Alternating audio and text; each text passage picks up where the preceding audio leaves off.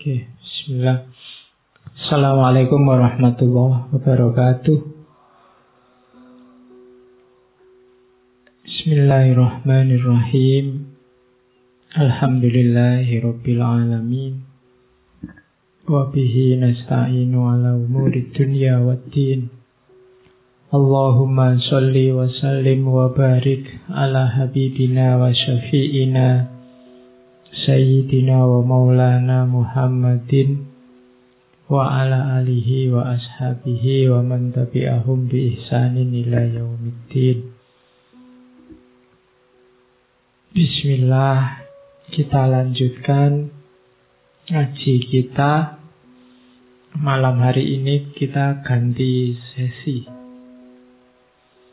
Malam ini kita membuktikan dawuhnya Al-Mukarram Plato bahwa raja terbaik itu harusnya seorang filosof. Kalau pakai bahasa lain mungkin ya pemimpin itu carilah orang yang bisa mikir. Karena kualifikasi berpikir itu nomor satu yang menunjang identitasnya manusia sebagai manusia. Nah, gagasannya Plato ini akan kita lihat dalam sejarah para raja. Ya, ini bagian pertama kita ketemunya para raja ya. Mungkin nanti kapan-kapan philosopher king lagi yang bukan hanya raja tapi juga presiden. Nanti banyak ada beberapa presiden yang diasosiasikan juga agak cocok sama konsep philosopher king-nya. Meskipun kalau kritiknya Karl Popper yang negatif-negatif juga ada.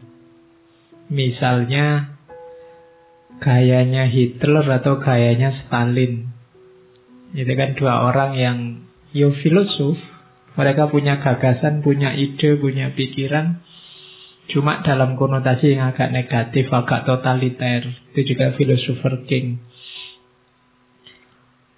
Di Iran ada Ayatullah Khomeini. Itu juga konsepnya agak didekatkan ke sana. Jadi philosopher king. Cuma bulan ini kita ngomong yang raja-raja dulu. Saya awali dari Romawi. Marcus Aurelius. Saya tidak tahu ini nama yang akrab apa asing di telinga. Paling tidak sekarang dengar, itu sudah pahalanya besar. Iya, paling tidak ngerti lah ada tokoh yang semacam ini. Oke, pelan-pelan ya. Belajar filsafat itu tidak boleh tegang. Tidak usah berharap macam-macam nanti ngerti apa, pengen. Tidak, santai saja. Alhamdulillah masuk, tidak masuk juga tidak apa-apa. Berarti belum diizinkan. Kadang-kadang kan gitu, bagian-bagian paling penting kamu malah ngantuk. Akhirnya tidak paham. Ya itu takdirnya memang begitu. Oke. Marcus Aurelius ini salah satu dari 5 kaisar yang baik. Ada istilah 5 kaisar baik dari Romawi. Jadi 5 kaisar baik ini 5 orang kaisar. Salah satunya Marcus Aurelius ini. Kebetulan Marcus ini terakhir dari 5 kaisar yang baik. Sekitar tahun 96 Masehi sampai 180 Masehi. Itu eranya 5 kaisar baik. Termasuk Marcus, pamannya Antonius, kemudian ayah angkatnya yang juga jadi raja, Hadrian. Jadi beliau ini sebenarnya bukan terahnya keraton kalau pakai bahasa Jawa. Ya memang orang menengah ke atas, tapi bukan keturunannya raja. Dia disukai awalnya oleh kaisar sebelumnya, Kaisar Hadrian namanya, yang tidak punya anak. Kaisar Hadrian ini sampai umur 90 tahun tidak punya anak. Ngangkat anak, anaknya meninggal. Terus dia melihat ada anak muda yang sangat potensial di dalam dirinya Marcus Aurelius ini. Cuma waktu mau diangkat jadi anak, jadi putra mahkota masih sangat muda. Sementara Hadrian ini sudah tua. Akhirnya pamannya Markus juga diangkat jadi anak, Antonius. Antonius ini nanti yang menggantikan Hadrian duluan. Antonius ini orang baik, kaisar yang baik, kaisar yang soleh. Makanya Antonius dikenal nanti sebagai Antonius Pius. Kayak bahasa Inggris itu kan Pius, piety, akar kata, jadi kesolehan. Antonius hidup tentram, jadi kaisar yang baik. Setelah dia meninggal dilanjutkan oleh Marcus Aurelius ini. Cuma dia waktu jadi kaisar mengangkat juga saudara angkatnya yang sebenarnya juga punya hak atas tahta sebagai kaisar juga, biar tidak gegeran. Namanya Verus. Jadi zaman Markus ini jadi raja, dia kayak raja kembar sama saudara angkatnya namanya Verus. Jadi ada dua raja, Marcus Aurelius sama Verus. Jadi nggak gegeran, karena biasanya kalau satu diangkat jadi raja, satunya akan ngamuk. Sudahlah diangkat jadi raja dua-duanya, asal pintar ngatur administrasinya. Beda sama zaman pamannya. Zamannya Markus sama Verus ini banyak tragedi, banyak perang, banyak bencana alam, yo gempa bumi, yo banjir, macam-macam. Jadi sampai nanti tidak lama setelah jadi raja, Verus ini juga tewas. Tinggallah Marcus Aurelius harus memegang kekuasaan Imperium Romawi yang besarnya luar biasa. Perang terus di sana sini, belum lagi ketemu bencana alam, ketemu persoalan-persoalan internal eksternal, termasuk persoalan istrinya, persoalan keluarganya. Markus ini istrinya 1, anaknya 14. Ya kamu nggak usah heran, zaman dulu ala simbahmu aja mungkin ya anaknya banyak-banyak. Belakangan aja orang takut punya anak banyak. Ya, orang zaman dulu kan nggak banyak hiburan. Ya, hiburannya ya kuwi piye nek kalau sudah jam 9 ini ya masuk kamar ngomong apa lagi. Kalau orang sekarang kan sibuk macam-macam, nunggu sinetron lah, nunggu sepak bola lah, nggak main itu. Pegang HP lah. Sudah di atas kasur juga masih HP-nan, satu HP-nan sama siapa, satu sama siapa. Anaknya sedikit akhirnya. Kalau zaman dulu kan ya hiburannya cuma itu, jangan salah. Jadi anaknya banyak. Cuma banyak gosip tentang istrinya. Jadi banyak diisukan sering selingkuh. Tapi ya itu cuma gosip, tidak boleh ya. Kita banyak gosip. Dan kesedihannya Markus lagi, 14 orang anaknya ini banyak yang meninggal waktu masih kecil. Yang sampai dewasa hanya 6. Pokoknya hidupnya Markus itu banyak pahitnya. Sampai nanti sahabatnya sendiri memberontak. Dan macam-macam, pokoknya perang, bencana. Cuma beliau ini bisa bertahan, bisa mengendalikan semuanya, bahkan terkenal jadi kaisar yang sukses karena filsafat. Beliau dikenal sebagai tokoh filsafat Stoikisme. Dulu kita pernah belajar itu dan dulu pernah disinggung sedikit-sedikit tentang Marcus Aurelius. Malam ini kita masuk agak banyak. Jadi dengan bekal filsafat Stoik ini, Marcus bisa jadi pribadi yang tangguh, sabar. Marcus ini dikenal raja yang sangat sabar, ulet, tekun, dan akhirnya menang. Meninggalnya karena sakit, tidak karena perang. Meskipun hidupnya banyak mengalami pengeram, mengalami bencana alam. Oke, kita lihat ya dahsyatnya filsafat dalam diri seorang pemimpin Stoikisme.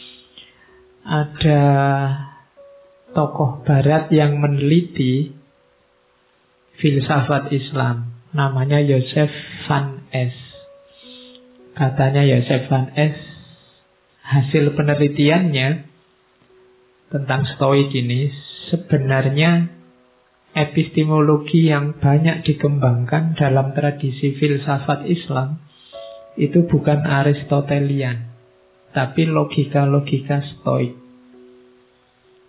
Makanya bau spiritualnya agak kental.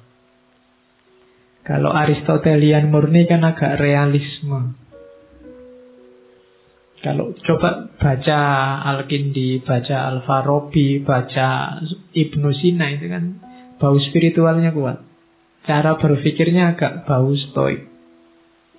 Ya silahkan kamu cari sendiri apa ya begitu. Oke, kita lihat ya, di mana menariknya Stoikisme khasnya Marcus Aurelius. Orang Stoik itu ciri berpikirnya 4. Yang pertama, berfilsafat tidak perlu jelimet, yang penting baik dan manfaat. Ini prinsip luar biasa. Kalau di kita kan kadang-kadang filsafat itu kalau nggak jelimet kan kurang filsafat. Filsafat itu harus rumit. Kalau nggak rumit, nggak filsafat. Prinsipnya Stoik kebalikannya. Nggak ada gunanya perumitan-perumitan itu. Yang simpel saja, apa adanya, tapi baik dan manfaat. Di antara yang membuat banyak orang trauma sama filsafat itu kan buletnya itu. Semakin ada tokoh filosof ngomong kok jelimet, semakin kamu puji, filsafatnya jeru gue mesti. Ya kan, setiap kali kamu nggak paham kan kamu anggap itu wah dalam itu, kan gitu kamu. Ada prinsipnya Stoik kebalikannya, tidak begitu. Jadi gagasan-gagasan besar itu tidak terlalu penting. Yang penting itu gagasan yang baik dan manfaat. Itu rumus pertama itu. Makanya Stoikisme itu mudah dipahami. Kenapa kalian tidak paham? Ya karena bahasa Inggris kebanyakan referensinya. Terjemahan ke dalam bahasa Indonesia. Yang kedua, Stoikisme ini rasanya agak cocok sama dunia timur karena yang ditekankan dimensi internalnya manusia, dimensi dalamnya, dimensi ruhaniahnya. Termasuk konsepnya tentang kebahagiaan. Orang-orang Stoik meyakini bahwa bahagia atau tidak bahagia itu tergantung dirimu yang ada di dalam, bukan tergantung yang di luar diri. Kalau kebahagiaanmu kamu cantolkan pada yang di luar dirimu, percayalah kamu tidak akan ketemu yang namanya bahagia. Saya bahagia Pak kalau besok punya uang banyak. Kamu tidak akan ketemu-ketemu, karena begitu kamu dapat uang banyak, kamu pengen lebih banyak lagi.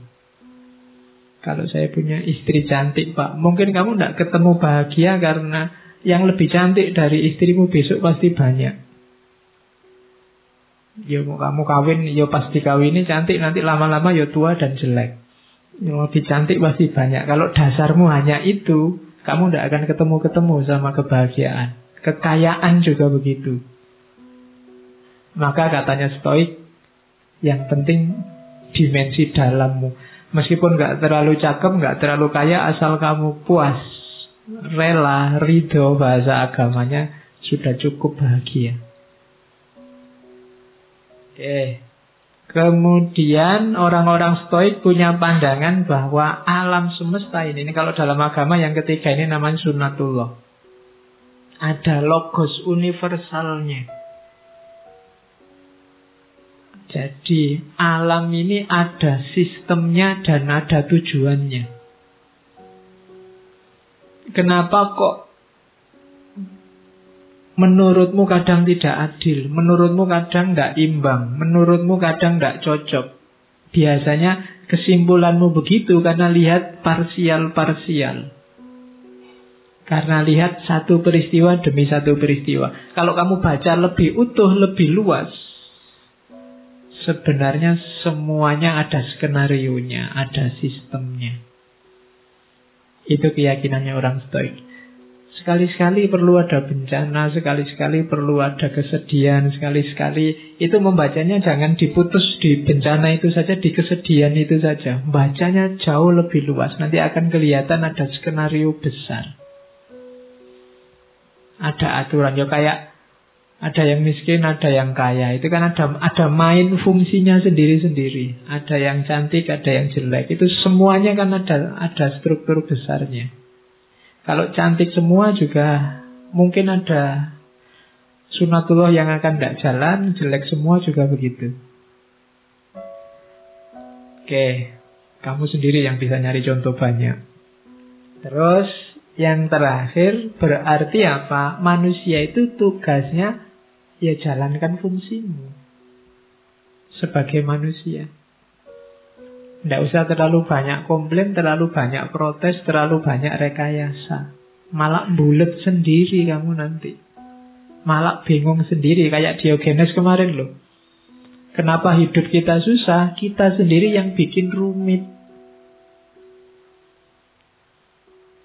Jadi jangan dibulet-bulet, kembali ke yang alami-alami, yang natural-natural.